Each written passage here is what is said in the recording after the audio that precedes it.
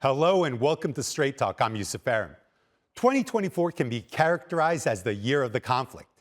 The war in Ukraine had its third anniversary, with Kiev launching a surprise incursion into Russia's Kursk region. Both sides also introduced powerful new weapons which had devastating effects. The situation in the Middle East? It's no different, as Israel's scorched earth policy in Gaza killed tens of thousands of Palestinians. As tensions in the region escalated, more and more actors were drawn into the conflict. Lebanon, Yemen, and Syria were within Israel's scope. From Houthi attacks on ships in the Red Sea and exploding Hizbollah pagers in Beirut, 2024 was an unprecedented year for war. And just when things couldn't get worse, Iran and Israel started bombing each other. As concerns over a regional war climaxed, the Syrian opposition launched a surprise campaign that led to the end of the civil war and Bashar al-Assad's almost 25-year rule. With regional dynamics rapidly changing, a new set of future challenges are now being created. And with U.S. President-elect Donald Trump just days away from taking office, the question is, how will his policies shape both the Middle East and the war in Ukraine? For more, joining me now from London is Chris Doyle. He's the director of the Council for Arab-British Understanding. From Istanbul, Mehmet Çelik. He's the editorial coordinator at Daily Sabah. And from Uppsala, Sweden, Greg Simmons. He's a specialist on contemporary wars and an associate professor at Tariba University. Gentlemen, thanks for joining me now. 2024, crazy year, and I feel like I've been saying that every year for the past couple years, but I think 2024 has outdone itself. A lot of wars. Let's start with the oldest one, war in Ukraine. Chris, how are you evaluating what's happened this year? Are we in a better place now than we were at the beginning of the year? It's hard to see 2024 as anything else other than a calamitous year, not least, I think, really for upholding what was left of the international rules-based order. I think that, if anything, we are closer, very sadly, to having more wars and more conflict. One does not really see conflict resolution, conflict prevention in any way shaping the dynamic of things moving forward. We are looking in Ukraine, the war is continuing.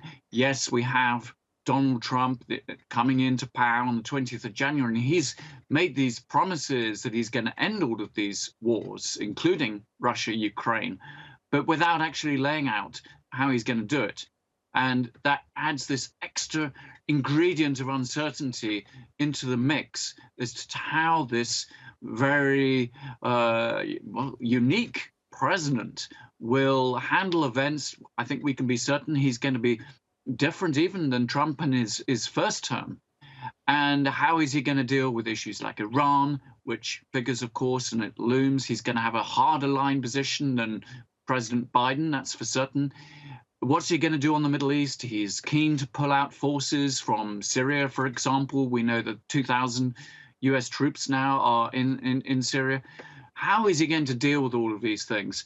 And, you know, you also look at China as well, that is still making these moves in and around Taiwan and South China Sea, other areas of conflict.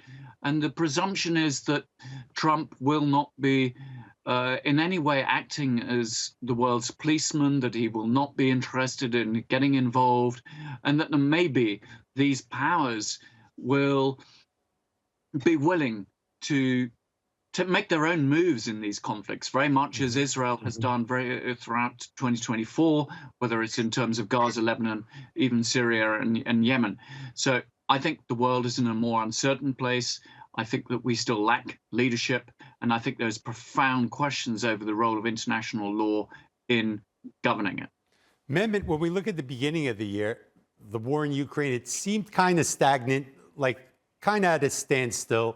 Then the introduction of long-range weapons approved by Biden, used by Ukraine, hypersonic missiles being used by Russia. This is definitely a new level of escalation. As Chris touched upon, Trump wants to solve this. Russia seems optimistic yet skeptical at the same time. Ukrainians the same way. Where is this going to go? Well, I think, the 2024 was especially with the introduction of those long-range missiles, that hope that the 2024 could see an end to Ukraine war was diminished. But with Trump coming in and his promises he made, if he keeps them, and if he is working towards actually uh, uh, bringing an exit strategy from the Western side to the Ukraine war, I think some optimism could be matched with Russia's efforts, or Russia's at least some at a rhetorical level so far, that they want to end the war. But at this point, I think everyone is just playing their cards by the year end, as Trump hasn't even stepped into White House yet.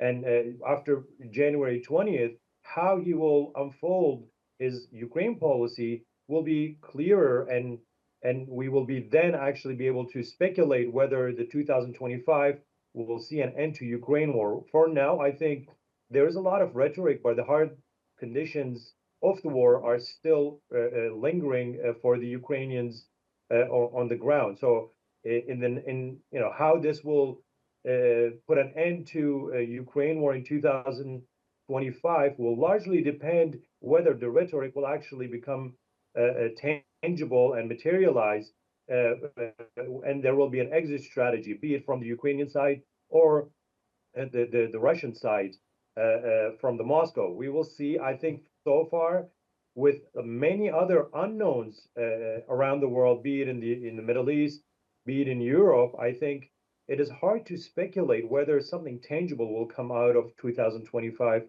with regards to Ukraine and Russia, or because I don't want to sound very pessimistic about this, but what is happening in Ukraine is no longer just the business between Ukraine and Russia, as it wasn't previously either. I mean, the whole Western world is backing Ukraine, but there's other dynamics, be it in the Pacific, be it in the Middle East, that will have direct, I think, influence on how the U.S. will react and how the U.S. will come up with solution to this war in the Black Sea region. Greg, Mehmet touched upon, how Trump is promised and how there's escalation, how it's going to be hard, how 2025 is uncertain. Europe's also in a tough place right now regarding the war in Ukraine. It's trying to open in accession talks with Ukraine, which is at war currently. How are the Europeans viewing the arrival of Trump vis-a-vis the war in Ukraine? Is there a lot of concern amongst EU member states? Is there a lot of concern inside of NATO as well? Well, it's a mixed bag because you're getting a lot of war fatigue. If we look at the recent polls which have been conducted, you're getting an increasing majority of citizens across many EU countries that are favouring the war to end by a negotiated peace. But of course, yes, I mean, you've got the establishment politicians and parties that are worried because if you look at it, these are these globalist liberals, and Trump has been standing in opposition to the global liberalism, and in fact stands very much in opposition to it. And so, for example, if we look at Ukraine, I mean, he sees this as a war which favors Biden. I mean, that was in his interests. Although if we look back far enough, it was Trump who actually started arming the Ukrainians. But, I mean, as you say, there's a lot of grandstanding. I mean, he's a showman. I mean, it's like running this apprentice, but this kind of presidential edition where keeping people guessing, keeping people on their toes. And so this is very much a psychological, cognitive component which accompanies the politics of this war. Mm-hmm. Chris, in your first answer, talking about war in Ukraine, you also touched upon Iran, Israel. So it's very easy to look at these conflicts as a standalone, but it's also very easy to see how they all blend in together and how they all feed each other, how they all trigger each other. When you look at what's happening in Gaza, aside from what's happening exactly inside Gaza, how has Israel's war changed the region? It's been a momentous year, 2024, in terms of all those dynamics. I mean, you think about it, we've had a situation where the International Court of Justice has actually opened a whole investigation as to whether Israel is committing genocide in Gaza, and actually has imposed provisional measures that Israel is meant to adhere to. We had the International Criminal Court issuing arrest warrants for the serving Israeli Prime Minister, the now former defense minister, Yoav Gallant. So those give you some sort of ideas of the scale here of what we are witnessing. That said, I think that, you know, going forward, yes, Israel has shaken up the region. It's dealt significant blows to Iranian interests in the region, whether it's by degrading Hamas and Hizbollah's military capabilities, if not their political. And certainly going forward, one can see, this is certainly being promised by Israeli leadership, an increasing amount of military activity against the Houthis in Yemen. That said, I think that, you know, it's hard to be optimistic, but I think that we will see some form of reduction in Israeli military activities in Gaza. There's not much to bomb left now. I think that Donald Trump wants to see that. It's welcome, but it comes against the back of that genocide. There's nothing left in Gaza really to live for. The destruction is so all-encompassing in terms of all the civilian infrastructure. It's hard to imagine that people will be able to live there. I think there's a fragile ceasefire in Lebanon. Let's hope that can hold, but you know, it's certainly not one that one can treat as guaranteed. Mehmet, when we look at the incoming Trump administration, his cabinet seems very, very pro-Israel. One of Trump's major themes during the election campaign, no more wars. How is that pro-Israeli cabinet going to play out with Trump's no war stance vis-a-vis what's going on in Gaza? Will Trump be able to rein in Netanyahu, or is he going to give him a blank check?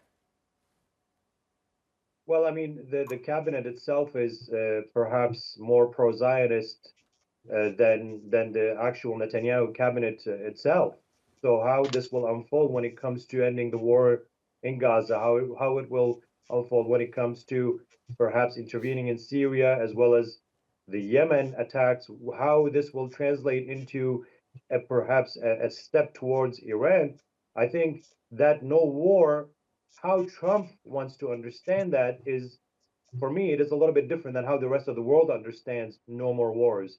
If no more wars means that we will make everything available to Israel and give them a blank check, and that they will end wars by occupying all the neighborhood, then this is not something that the world would understand when it comes to what it means to have no wars around the world, or to be not involved in the wars.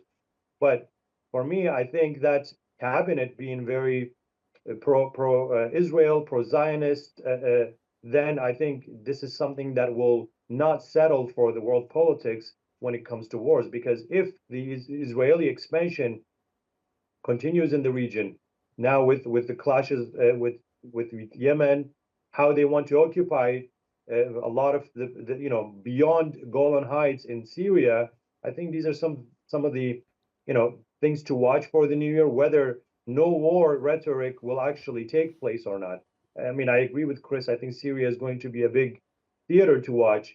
And I call it a theater still because the war hasn't settled, even though Assad regime has fallen. Now it's a very fragile and very big test period for the new administration. And that, I think, fragile period, it also becomes a vulnerability for the new administration, where actors like Iran can instigate some ethnic or sectarian tensions within Israel that ultimately can become an area of exploitation for Israel. And how Trump will back that, it's something that we will see whether that no war rhetoric will actually mean something or not. Because if Israel is saying Yemen is going to be our next focus, or Syria is going to be our next focus, that means that they've already completed their aims in Gaza. Lebanon, again, is a very fragile ceasefire, but I think how Israel will act vis-a-vis Syria and as well as Yemen will also depend how how short Trump will fall on keeping his promise of no war. Because we know that Israel has a big influence on that cabinet itself. Greg, one of the major concerns at the beginning of the year was that the war in Gaza could become a regional war. And it seems that that had become a self-fulfilling prophecy with attacks in Lebanon, exchanges of fire between Iran and Israel, the Houthis in the Red Sea bombing ships, attacking ships, strikes in Syria, strikes in Iraq. When we look at what's happening right now, is the worst over in the region, or will 2025 see more escalation? I think, to use the Chinese expression, we're going to be living in even more interesting times because, Syria has been for about a decade a geopolitical shatterbelt, which is a weak or divided country that has been contested by a number of different powers. With the removal of Assad, this competition is increasing, it's intensifying. Hence, you're seeing what's happening with Turkey, what's happening with Israel. And I think combined, and as you say, it's regional, it's not just specifically individualistic wars. What you see in West Bank, what you see in Gaza, there's talk of a greater Israel. And if we remember, historically, during Trump's last presidency, he moved the US embassy to Jerusalem. He okayed the annexation of Golan Heights. And now Israel has moved into Syria. It's talking about Damascus as part of the greater Israel. Okay, so if we look at the two wars, the one in Ukraine and the one around Gaza in the Middle East. So, you're going to see some quite different outcomes of these two regional conflicts. Mm-hmm. All three of you have mentioned Syria, and we haven't even gotten to Syria. So obviously, we can see how much of a dynamic changing event happened there. So, Chris, I want to ask you, because I was going to ask this to Mehmet, is the war in Syria over? But I already got his answer. Is the war in Syria over, Chris? It's a really tricky situation to read. There's plenty of reasons why it could actually go back to some form of war. Now, what sort of type of war it might be, who knows? I think there is an alternative line that it could take. We could see this transitional system taking hold. We could see some international backing and international recognition of this government. I believe it requires serious power sharing for that to happen, that they need to include all parties and groupings within Syria, very much more so than is happening at the moment, if it's going to work. But if it does go down a path of more conflict, and we see a fracturing of that power, where the new transitional authorities are not able to hold on to Syria, keep it together, then that will certainly attract in other powers, including Israel, including Turkey, including maybe Iran again and Russia, all of whom will have their interests, and they will start backing the parties that they wish to support. That is a real danger. And that is why we not just have to support these transitional authorities, but make sure that we set the whole process, and process is really important here, down the right path. If Syria is going to go forward, it's not going to be perfect. There is no way you oust the rule of the Assad family that's been there for 53 years and all that has meant in Syria, the psychological damage as well as the physical damage, and imagine that it's going to become some wonderful Scandinavian democracy. No, of course not. But you're definitely going to have to work really hard to avoid this descending back into strife. I think that Syrians don't want to see that happen. I think we have to believe in Syrian agency, that it has to be Syrian-led. They don't want to go back there. They want to have a life. They want to have, Syrians want to return to this country to rebuild it. The question is, can the international actors get behind that process and allow it to work? Or, and this is the fear, will they be the spoilers, where that competitive rivalry will get in the way of those Syrian dreams and ambitions? Mehmet, northeast Syria, a group called the YPG, filled up one of those voids. Big national security concern for the Turks. How is that going to play out? Is there going to be some type of peaceful resolution, or is this going to require a Turkish military operation? Well, I think one thing that is certain is that Turkey does not want terror elements along its borders, and for now, it is the YPG as a terrorist group present there. Previously, that when Daesh was there, Turkey put foot on the ground and sent boots on the ground, and they were able to clear or push away that threat. The YPG is not just a problem that is existing in Syria, and Turkey is interfering in that situation. The YPG problem is related due to its relation with the PKK. It is something that inherently or organically linked to a terror problem that Turkey has suffered from for many decades. I think for that reason, Turkey will make sure that that terror element is eliminated from there. How that will happen, whether it will be done through the YPG giving up the arms, or whether Turkey will back an opposition group and they will be with the new Syrian administration, they will be able to come to a consensus, or they will able to push them away from that region through a hard confrontation. Or I think it's still a possibility that Turkey will launch an offensive if the other two options fail, and send troops into Syria, northeastern Syria, and they will try to eliminate the YPG presence from there. Mehmet, Ethiopia, Somalia, a lot of tensions, a war that could have happened but seems to be averted, important peace deal brokered in Turkey and Ankara. How do you see that deal? Has any type of escalation been averted now? Are we on a path towards peace?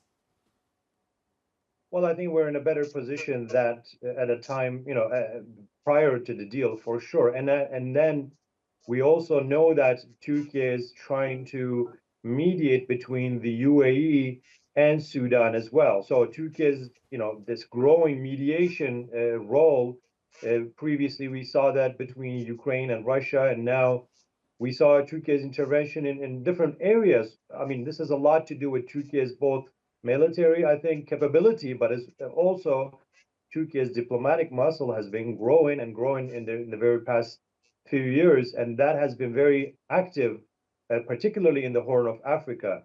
But I think this, mediation between Ethiopia and Somalia, this didn't just emerge. This is, built upon the work Turkey has done in Horn of Africa, be it in Sudan or be it in Somalia, with development aid cooperation that began in the early 2010s, and that Turkey has built upon that. So with the prestige and with the trustworthiness and with the relationship Turkey has built in the region, it is able to act as a mediator between conflicting sides in northern Africa, in Horn of Africa.